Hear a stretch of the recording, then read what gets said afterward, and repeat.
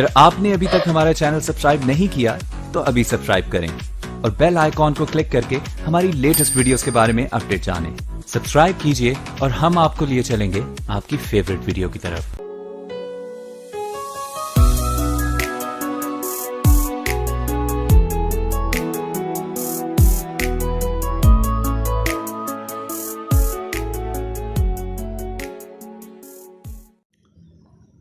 कदे ता तू आवेगा वे उसे ही चौराहे ते जेड़े सी चौराहे ते गया सू छड़ के जांदी वारी पिठ वी घुमा के पिछे तकिया ना खड़े रहे लागे आसां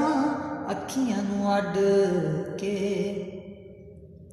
आखोल होया सी जावी वाले मोड़ तो जिंद जान सोहणिया तू लै गया सी कढ के कदे तां तू आवेगा वे उसे ही चौराहे ते जेड़े सी चौराहे ते गया सू छड़ के जादी वारी पिठ वी के पिछे तकिया ना खड़े रहे लागे आसां अखियां नू अड के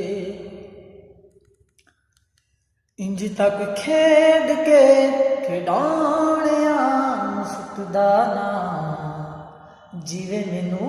सुट गया सी जिंदगी च तू कढ के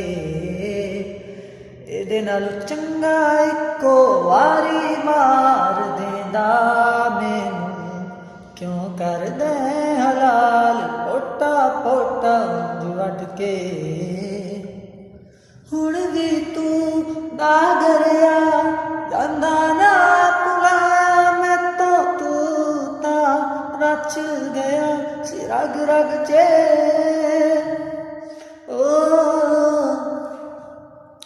कदे ता तू आवेगा वे उसे ही चौराहे ते जेड़े सी चौराहे ते गया सन छड़ के जाती वारी पिठ दी घुमा के पिछे तकिया ना खड़े रहे लागे आसां अखियां नू अड के।